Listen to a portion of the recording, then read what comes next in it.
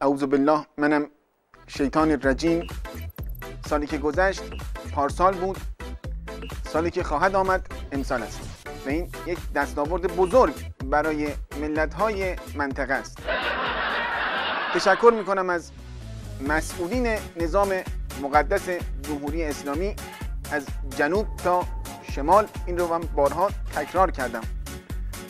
خادمین ملت که اوامر بنده رو به درستی اجرا کردند تشکر میکنم.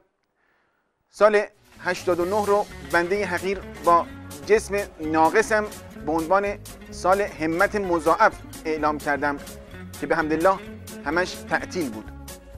سال 90 رو سال جهاد اقتصادی نامگذاری کردم که توش همش به حمدالله اختلاس بود.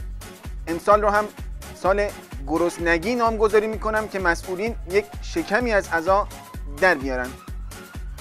سالی که گذشت سال فشارهای ارتحال آور بود در عرصه بین المللی، تحریم‌های سوزنده و قیام‌های کوبنده و بشار درنده، یعنی عزیز بنده.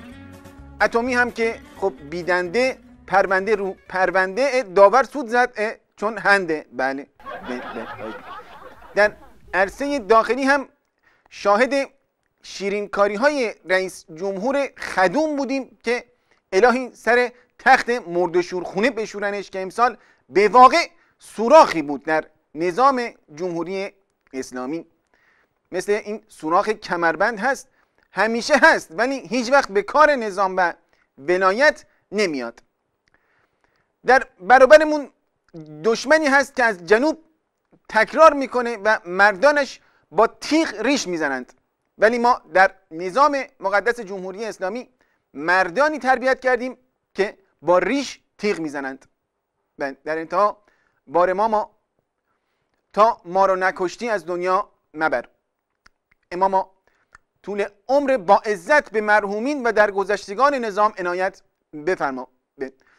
اماما اموات ما را نمیران، به رحمت که یا دمت گرم. از جنوب تکرار میکنید.